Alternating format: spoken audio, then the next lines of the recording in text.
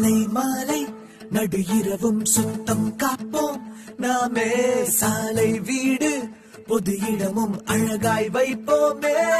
எனது குப்பை எனது பொறுப்பு என உறுதி எடுப்போமே. நாளை இளைய தலைமுறையை நாம் இன்றே காப்போமே. எனது குப்பை எனது பொறுப்பு என உறுதி எடுப்போமே. நாளை இளைய தலைமுறையை நாம் இன்றே காப்போமே.